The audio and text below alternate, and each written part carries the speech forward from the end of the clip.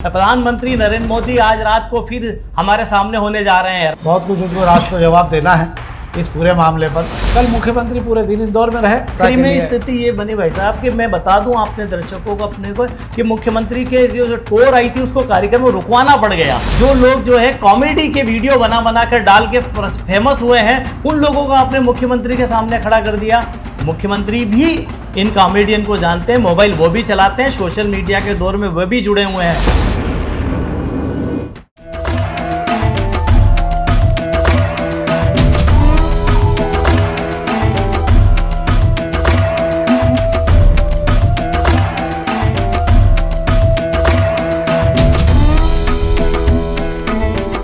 नमस्कार। शाम के अखबारों की चर्चा चाय के साथ, पर शाम के अखबारों के बाद भी कुछ चर्चा होना चाहिए जिस पर हम बात कर लेते हैं। कुछ खबरें ऐसी हैं जो दिन में हो गई हैं, मतलब अखबारों के निकलने के बाद, तो चर्चा ज़रूरी है। एक खबर ये है कि विराट कोहली जी ने टेस्ट जीवन से संन्यास ले लिया है और मुझे लगता है शायद वो 10,000 अंक से कुछ ही पीछे हैं। 9,700 के लगभग है, शायद 300-400 रन का ही अंतर है उनका, और उन्होंने संन्यास ले लिया है। अब वे वनडे और उसमें ही केवल खेलेंगे। दूसरा ये है कि आज शेयर बाज़ार कई दिनों बाद जम के झूमा है, मतलब सीज़ फायर के बाद आज शेयर बाज़ार के चेहरे की रंगत देखने लायक थी। लगभग 2900 अंक शेयर बाज़ार जो है आज बाज़ार खुलने के बाद में अभी तक 12-1 बजे तक पहुंच गया है। मतलब निवेशकों के लगभग मैं सोचता हूँ 12-13 लाख करोड़ का फ़ायदा निवेशकों को हो गया है। जो उनका जितना घाटा था पिछले 2-3 महीनों में वो सब आज पूरा हो गया है। एक बड़ी खबर ये भी है, और सबसे बड़ी बात यह इसमें कि 14,168 करोड़ रुपए विदेशी निवेशकों ने ये युद्ध के तुरंत ख़त्म होते ही सीज़ फायर के बाद में भारत में निवेश किया शेयर बाज़ार में। इसका मतलब विदेशी निवेशकों का भरोसा बहुत बढ़ गया है। एक और बात पे हम जानकारी देते हैं। संजय शुक्ला एक होटल हयात 400 करोड़ के प्रोजेक्ट को लेकर आ रहे हैं और उनका समझौता हो चुका है। ये एक बड़ी बात है। उनके समझौते के कारण इंदौर शहर में इंटरनेशनल होटल खुलने का अब बड़ा वो शुरू हो जाएगा, एक अभियान शुरू हो जाएगा। मतलब बहुत सारे लोग तो आ ही रहे हैं, अंतर्राष्ट्रीय स्तर की कंपनियां भी यहाँ। एक और खबर है, कुछ खबरें और भी है जिस पर हम बाद में भी बात कर लेंगे। एक ये है कि अब अगला युद्ध जब भी होगा तो ड्रोन से ही होगा। भारत और पाकिस्तान में एक नए युग की सूत्रपात हो गया। दोनों ही तरफ जो है जहाज़ खड़े रहे लगभग, और ड्रोन से जमकर हमले हुए हैं। तो अब एक नया युग शुरू होगा जब भी हमला होगा। उस पर किसी और दिन बात करेंगे। पर हम खबरों की बात करें तो शेखर जी शुरू करें। हम सबसे पहले आज अग्निबाण खबरों की बात कर रहे हैं। अग्निबाण की खबरों में कुछ खबरें इस पर लिए, कुछ खबरें दूसरों में लिए, बाकी सब सामान्य खबरें हैं। और जोधपुर की जो फ़्लाइट है वो चंडीगढ़ वगैरह की वो 15 तारीख से शुरू होगी। ये एक खबर है इस पर जो सामान्य खबरें हैं। दूसरा ये कि 17 साल पुराने केसों में सिद्ध नहीं हो पाई आरोपी को सज़ा, और खजराना मंदिर सर्विस रोड ये भी नहीं। हाँ, इस पर हम बात कर लेते हैं। ये खबर अच्छी है। इंदौर में होटल, हॉस्पिटल सहित रियल इस्टेट प्रोजेक्ट के लिए जो रीजनल ग्रोथ कॉन्क्लेव होने वाली, जो मुख्यमंत्री खुद भी आने वाले हैं, ये 16 मई को होने वाली है ये। और इसमें जो है इंदौर, उज्जैन, देवास प्राधिकरण के, हाउसिंग बोर्ड के, स्मार्ट सिटी के तमाम प्रोजेक्ट जो है इसमें जोड़े जा रहे हैं। और कई नए इसमें शो वगैरह और कई नए प्रोजेक्ट भी इसमें लॉन्च किए जाएंगे। मुख्यमंत्री का एक अच्छा प्रयास है ये कि उन्होंने जो रीजनल कॉन्क्लेव चालू किए हैं, इससे सबसे बड़ा फ़ायदा ये होता है कि उस ज़िले को कहीं ना कहीं से एक महत्व मिलता है और उस ज़िले के प्रोजेक्ट अलग से निकल के आ जाते हैं। जब आप प्रदेश स्तर का करते हैं तो इसमें बड़ी दिक्कत होती है। क्या शेखर जी? बिल्कुल सही कह रहे हैं। पिछले दिनों ये आरटी कॉन्क्लेव हुई थी। इस आरटी कॉन्क्लेव की वजह से इंदौर में जो है बड़ी आईटी नेशनल इंटरनेशनल कंपनियां आई थी और शहर को उन्होंने पसंद किया था, इन्वेस्ट के हिसाब से पसंद किया था। शहर में आईटी के नए नए प्रोजेक्ट लाने पर जो एक सहमति बनी थी, उससे नए युवाओं को रोजगार के रास्ते खुले थे। अब बात कर रहे हैं रियल एस्टेट को लेकर भी एक कॉन्क्लेव होने जा रहा है। इसके अंदर आईडिया शामिल होगा, इसके अंदर स्मार्ट सिटी शामिल होगा, इसके अंदर हाउसिंग बोर्ड शामिल होगा।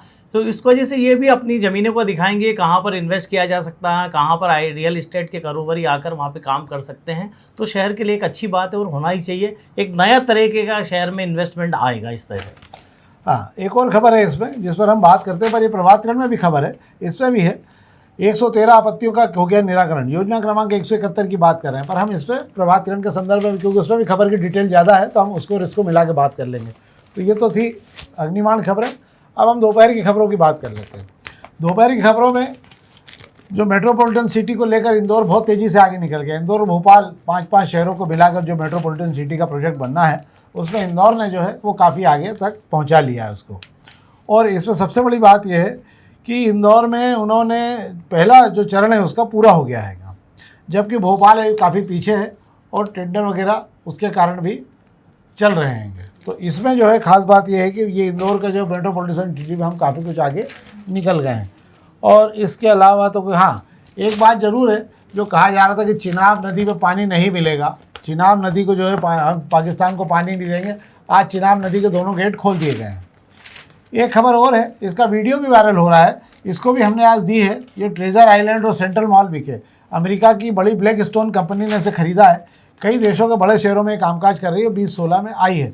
इंदौर शहर में अब अंतर्राष्ट्रीय स्तर की कंपनियों का आना शुरू हो गया है। पहले हमने बताया संजय शुक्ला होटल हयात लेके आ रहे हैं।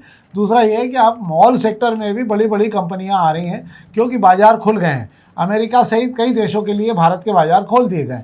इसका फ़ायदा जो है अब आने वाले दिनों में मिलेगा कि आपको अंतर्राष्ट्रीय स्तर के कपड़े, अंतर्राष्ट्रीय स्तर के सामान सब आपको बहुत ही रिजनेबल रेट पर यहाँ मिलेंगे। क्या शेखर जी? बिल्कुल सही कह रहे हैं। और अच्छा है, एक शहर में एक नए तरीके का आउटलेट खुलेगा। अगर इस तरीके के मॉल को अगर जो है अमेरिका की कंपनी अगर अपने हैंडओवर में लेती है, तो उसके अंदर दुनिया भर के जो प्रोजेक्ट हैं, दुनिया भर के जो उत्पाद हैं, जितना उधर के जो हमें नए नए फैशन के जो हमें चीज़ें हैं, वो हमें आसानी से इंदौर में मिल पाएगी, जो पहले अभी तक मुंबई और दिल्ली शहर के मेट्रो सिटीज़ में ही आ पाती थी पहले। हाँ, अब ये हो गया।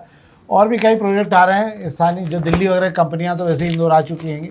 अब हम प्रभातखंड खबरों की बात कर लेते हैं। प्रभातखंड की पहले पेश की खबर की बात कर लेता हूं मैं ज़रा 1 मिनट के लिए। कि सोम डिस्टिलरी जो है इंदौर मध्य प्रदेश की सबसे बड़ी आबकारी शराब कंपनी जो शराब बनाने काम करती है, उच्चतम न्यायालय के निर्देश से जो है यहाँ 300 करोड़ के उनके शेयर जब्त करने का आदेश जारी हो गया है। ये उनके लिए बड़ा झटका है और इससे उनको बड़ा नुकसान भी उठाना पड़ेगा, क्योंकि उनके कई ब्रांड जो है इससे प्रभावित होंगे। अब हम बात कर लेते हैं कि जिस पर हमने अग्निबाण में कहा था, इस पर पूरी जानकारी है, इसलिए इस पर बात कर लेते हैं। स्कीम नंबर 171 अब मुक्त हो गई है और उस पर जो 113 आपत्तियां थी उनका भी निराकरण हो गया है। लंबे समय से मध्य प्रदेश शासन ने इस स्कीम को रोक रखा था। क्या माने, हरी झंडी मिल गई इसको? हाँ, अभी मैं ये नहीं कहूँगा कि हरी झंडी मिल गई है, पर हाँ ये कह सकते हैं कि अब ये जो है इस स्कीम में उलझी हुई जो सोसाइटियाँ हैं, उस सोसाइटी में जिन लोगों के बरसों की मेहनत का जो पैसा जमा था, उनके जो प्लाट उलझे हुए थे, अब मुझे लगता है उसका रास्ता साफ होता दिख रहा है। अब सरकार के पाले में जो गेंद चली गई हैगी, आपत्तियों का निराकरण हो गया है। और इसमें सबसे दिलचस्प कहानी जो है आप लोगों को मैं बता दूँ, इसमें ज़्यादातर ज़मीन भूमाफियाओं की ज़मीन है और उन्होंने अपनी ज़मीन को छुड़ाने के लिए जो आईडीए को पैसा देना था विकास का, वो अपनी जेब से दूसरी संस्थाओं का भी भर दिया हैगा। तो इसमें उनके भी बल्ले बल्ले हो गई है। जिन संस्थाओं ने हाथ खड़े कर दिए थे कि हम पैसा नहीं भरेंगे, उनके पैसा नहीं भरने के बावजूद उनकी ज़मीन भी निकलती दिख रही है मुझे। हाँ, ये खेल अरबों का है, अरबों रुपए की ज़मीन है। अब सवाल उठेगा कि जिन लोगों को वाकई प्लाट खरीदे थे, क्या उनको वाकई प्लाट मिल रहे हैं यहाँ पे? क्योंकि यहाँ पे जो जिन सोसाइटियों की ज़मीनें मुक्त हो रही हैं, वो सबसे ज़्यादा विवादास्पद और बहुचर्चित रही हैं। इसमें देवी अहिल्या श्रमिक कामगार है, न्याय विभाग कर्मचारी है, इंदौर विकास मजदूर पंचायत है, लक्ष्मण है, सूर्या, मारुति, सन्नी, रजत, त्रिशला में तो बड़ा घांधा है, त्रिशला तो बहुत ही ज़्यादा घांधे वाली है, और संजना, श्री कृपा और अप्सरा, ये सोसाइटियाँ ऐसी हैं जिन्होंने जो है ये कर दिया है, मतलब जिन लोगों की ज़मीनें छूट रही हैं। अब कितने लोगों को प्लाट मिलेंगे ये तो वक्त बताएगा, और कितने लोगों के प्लाट जब्त हो जाएंगे ये भी वक्त बताएगा। जिनके 30-50 के प्लाट हैं, कॉलोनियों के संचालक जो है सो बड़ा खेल करेंगे, इनको सबको 20-50 कर देंगे, ताकि जो 10-10 फीट ज़मीन बचाई जा सकेगी उस पर एक बड़ा खेल खेला जा सकेगा।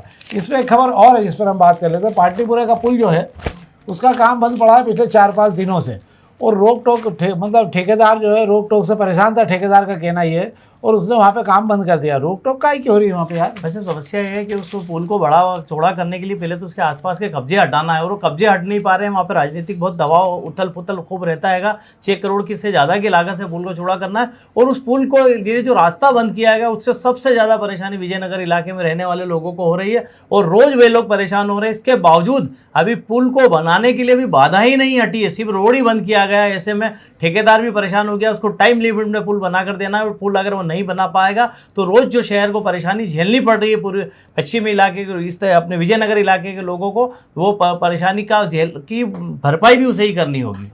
बहुत दुखद स्थिति। आपको आश्चर्य होगा, करीब 75,000 से ज़्यादा वाहन यहाँ से निकलते हैं, और 2 लाख से अधिक लोग यहाँ से रोज़ आते जाते हैं, जो उधर AB रोड तक जाते हैं। वो सारे लोग इन दिनों बहुत बुरी स्थिति में हैं, और वो सब नेहरू नगर से होते हुए निकलते हैं। और नेहरू नगर की स्थिति इतनी ख़राब है कि वहाँ अगर 2 गाड़ियाँ भी, कारें भी आमने सामने आ जाए तो पूरी गद बन जाती है, निकलने में आधा घंटा लग रहा है। पर शासन प्रशासन को इससे कोई लेना देना नहीं, उनका काम है जब पुल बनेगा, जब रोड चालू हो जाएगा, क्या कर सकते हैं। अब हम पत्रिका की खबर की बात कर लेते हैं। तो पत्रिका खबर में एक ही खबर जिस पर हम बात कर लेते हैं, एक तो किसानों को जो बीमा कराया है, किसानों ने फसल बीमा, उसके साथ बड़ा मज़ेदार किस्सा है ये कि 2 लाख किसानों ने फसल बीमा कराया और मात्र क्लेम मिला है 9,000 किसानों को। मतलब बीमा कंपनी भी अपना बड़ा खेल खेल रही है और उसने इस तरीके से खेल खेला है कि जो किसान बेचारे जिनकी फसलें मार खा गई है, बारिश हो गई या नहीं हुई या तूफान आ गया उसमें, उनको वो क्लेम मानने को तैयार नहीं है। क्या शेखर जी? बिल्कुल सही कह रहे हैं कि फसल बीमा पॉलिसी में एक बड़ा शर्तें इतनी कड़ी कर दी गई है कि किसान पॉलिसी लेने के बाद भी किसानों को मुआवजा नहीं मिल पाता है। उसके पीछे वजह है कि उसके नियम काफ़ी कड़े हैं। अगर किसी एक किसान के ज़मीन पर फसलें खराब हुई है तो उसको मान्य नहीं किया जाता है जब तक उस रकबे के अंदर सबकी ज़मीनें खराब ना हो। तो इस तरीके के काफ़ी कड़े नियम बता दिए गए हैं। इस वजह से किसान ठगा सा महसूस कर रहा है और पॉलिसी लेने के बाद भी किसानों की ये जो आप आंकड़े बता रहे हैं, इसलिए कम लोगों को इसका फायदा मिल पा रहा है। और इसमें बड़ा खेल भी होता है। किसान बेचारे जो है करें क्या, उनके पास भी कोई रास्ता रह नहीं जाता। तो ये तो थी अखबारी खबरें जिस पर हमने आपसे बात की।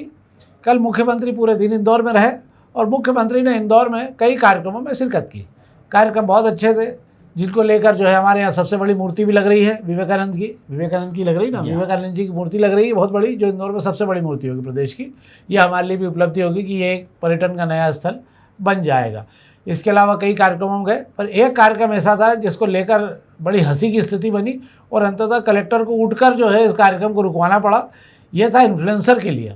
मतलब जो भी सोशल मीडिया पे काम करने वाले लोग हैं, हमारे हम लोग कहते हैं ना कि सोशल मीडिया पे काम करने वाले लोगों की संख्या जो है बहुत ज़्यादा हो गई। जो इन्फ्लुएंसर के नाम से होना चाहिए, मतलब कितना आप स्टार्टअप शुरू कर सकते हैं, इन सब चीज़ों की जानकारी देना चाहिए।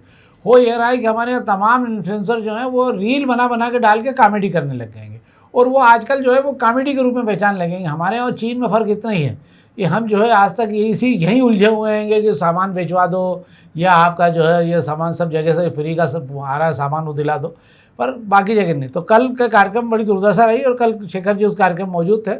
अंततः जो है मुख्यमंत्री को बोलना बड़ा क्या बकवास कार्यक्रम बना रखा है ये, और ये इस कार्यक्रम की मैं इतना फुर्सत में थोड़ी हूँ, पर कोई सुनने को तैयार नहीं था। अंततः जो है कलेक्टर को उठ के कार्यक्रम को रुकवाना पड़ा। क्या शेखर जी दृश्य क्या था? बिल्कुल आप सही कह रहे हैं कि मुख्यमंत्री की आपको गरिमा को समझना होगा। मुख्यमंत्री इतने भी फ्री नहीं है कि आप मुख्यमंत्री के सामने इस तरीके का कार्यक्रम रखते हैं कि मुख्यमंत्री को कहना पड़ता है कि आप ये क्या कार्यक्रम रख रहे हैं। कार्यक्रम रखा गया था the change maker conclave. Change maker का मतलब होता है उन लोगों से रूबरू कराना जो मौजूदा हालात या चीज़ों में बदलाव चाहते हैं, सरकार जो कर रही है उसके अंदर और क्या बेहतर किया जा सकता है, सरकार की खामियां बताएं। ये लोग चेंज मेकर कहलाते हैं। चूंकि क्या बिलियन कन्वेंशन सेंटर में कार्यक्रम किया गया था, बड़ी जगह कार्यक्रम था, और ये कहकर शहर के चेंज मेकर्स को बुला लिया गया था, किसी मुख्यमंत्री से सीधे रूबरू कराया जाएगा। इस शहर में चेंज मेकर्स की कमी नहीं है, एक से एक चेहरे इस कार्यक्रम में मौजूद थे। पर बड़ी दिक्कत यह है कि इस कार्यक्रम की कमान महापौर पुष्यमित्र भार्गव की जिस मंडली को दी गई थी, उस मंडली ने पूरे कार्यक्रम का कबाड़ा करके रख दिया गया। सबसे पहले तो जो सूची बनाई गई कि कौन लोग मुख्यमंत्री से बात करेंगे, उसके अंदर अपने लोगों के नाम फेहरिस्त में शुरू के टॉप 5 में लिख दिए गए। अब उन्हें यह समझना चाहिए कि नाम उन लोगों का टॉप 5 में आपने लिख तो दिया है, क्या उनकी कुव्वत है, क्या उनकी काबिलियत है कि वे मुख्यमंत्री के सामने चेंज मेकर जैसे विषय पर बोल पाएंगे। जब वे बोलने खड़े हुए तो वो अपने बिना सिर पैर के उन्होंने बात की है और खुद के किए हुए कामों के इतने कसीदे पढ़ दिए उन्होंने कि मुख्यमंत्री को समझ ही नहीं आया कि ये एक्चुअल में कहना क्या चाह रहे हैं। खुद की बड़ाई करने आए हैं, खुद के काम गिनाने आए हैं कि मुझे बताने आए हैं कि सरकार को क्या बदलाव करना चाहिए। एक बार हुआ, 2 बार, तीसरी बार में मुख्यमंत्री को कहना पड़ा, उनका सब्र भी जवाब दे गया कि आप पूछना क्या चाह रहे हैं, इस कार्यक्रम को रखा काहे के लिए आपने। और सबसे बड़ी बात इसमें हंसी का पात्र ये बना गया कि आपने सोशल मीडिया पर जो लोग जो है कॉमेडी के वीडियो बना कर डाल के फेमस हुए हैं, उन लोगों को आपने मुख्यमंत्री के सामने खड़ा कर दिया। मुख्यमंत्री भी इन कॉमेडियन को जानते हैं, मोबाइल वो भी चलाते हैं, सोशल मीडिया के दौर में वो भी जुड़े हुए हैं। उन्होंने इन कॉमेडियन को देखकर ही कह दिया कि ये कॉमेडियन चेंज मेकर कार्यक्रम में कैसे आएंगे, ये मेरे समझ में नहीं आ रहा है, मुझे ये पल्ले नहीं पड़ रहा है। ये मुख्यमंत्री जी के शब्द थे। बात के हम कर लेंगे कि आप इस तरीके के लोगों को जब सामने करेंगे तो सवाल उठना लाजमी हैंगे। अब बात कर ले महापौर जी के जो लोग थे, उन्होंने अपने लोगों को बोलने का वक्त दिया। उन्होंने लग गया कि मुख्यमंत्री के सामने बोल रहे हैं, तो इतना बोल गए वो कि मुख्यमंत्री थक गए। मुख्यमंत्री की जो कोर टीम इस कार्यक्रम में मौजूद थी, उसे जो है मंच संचालक के पास में जाना पड़ा और उसे रुकवाने के लिए बोलना पड़ा। पर कितनी बड़ी बेशर्मी है ये कि आयोजक उसे अपने लोगों को रुकने का बोल तक नहीं पा रहे थे। बात बनती नहीं देखी, बात बिगड़ रही थी, कलेक्टर आशीष सिंह खुद मौके पे गए, माइक के पास में संचालक के पास खड़े हुए और जैसे तैसे इन्होंने बोलने वालों पर लगाम कसी है। ये हालत, वो एक है ना आजकल डायलॉग चलता है तो सोशल मीडिया, कहना क्या चाहते हो, वही हालत थी कि किसी को नहीं मालूम था वो कहना क्या चाहता है, पर सब कहे जा रहे थे। मुख्यमंत्री की मजबूरी थी कि वो सुने जा रहे थे, उनका भी धैर्य जवाब दे गया होगा, स्वाभाविक बात है। एक व्यस्त आखिरी में स्थिति ये बनी भाई साहब कि मैं बता दूं आपने दर्शकों को अपने को कि मुख्यमंत्री के जो टोर आई थी उसको कार्यक्रम में रुकवाना पड़ गया और मुख्यमंत्री भी समझ गए कि अति हो गई है, गलत लोगों से बुलवा दिया गया है, सामने जानकार लोगों की भी टीम बैठी हुई है। तो मुख्यमंत्री ने खुद कहा कि यहाँ जो लोग बैठे हैं जो मुझसे बात नहीं कर पाए हैं वे अपने सुझाव मुझे लिख कर दे दें। ये मुख्यमंत्री की सहजता है। अब मैं इसी बीच आपको एक और खबर बता दूं, जब ये करंट खबर आ रही है, हमें खबर लग रही है प्रधानमंत्री नरेंद्र मोदी आज रात को फिर हमारे सामने होने जा रहे हैं। रात ठीक 8 बजे मोदी जी शहर के लोगों को, देश के लोगों को संबोधित करेंगे और मुझे ऐसा लगता है कि ऑपरेशन सिंदूर को लेकर भी वे बात कर सकते हैं, सीज फायर पर भी वे बात कर सकते हैं। बहुत कुछ उनको राष्ट्र को जवाब देना है इस पूरे मामले पर, और ये मामला बहुत गंभीर भी है। विपक्ष ने भी कहा है कि आप सदन बुलाइए और सदन लोकसभा की बैठक बुलाकर आप उस पर बात करिए और बताइए कि क्या स्थिति रही और सीज फायर क्यों किया गया है, किस डर से किया गया, या कोई डर नहीं था तो क्यों रोका गया ये, जब हम जीत की कगार पे पहुंच चुके थे, हम हिला चुके थे पूरे पाकिस्तान को, तो हमें पाकिस्तान के केवल पाक अधिकृत कश्मीर पे तो कब्जा करना था। अब तो सब हो ही चुका था, फिर पीछे क्यों रुके? अगर एक दिन और 2 दिन ये युद्ध चलता तो पाकिस्तान की कमर टूट जाती। पीछे हटने के कई कारण हर आदमी जानना चाहता है। पूरे देश भर में हमारे यहाँ कहीं इस सीज फायर होने के बाद में कोई उत्सव नहीं बना, कहीं झंडे डंडे नहीं निकले, नहीं तो अभी तक हम राजवाड़ा से लेकर देश भर में जो है विजय जुलूस निकल चुके होते। कहीं ना कहीं कुछ गड़बड़ है, पर देखते हैं। देश की आन बान शान का सवाल है। सेना ने अपनी आन बान का पूरा प्रयोग किया और सेना ने अपनी ताकत लगाई, उनको सैल्यूट है। ये है आज के कार्यक्रम की जानकारी जो हमने आपको दी। हम आपसे आग्रह करेंगे कृपा करके इस कार्यक्रम को अधिक से अधिक लोगों तक पहुँचाएँ और हमें सहयोग दें। बहुत बहुत धन्यवाद।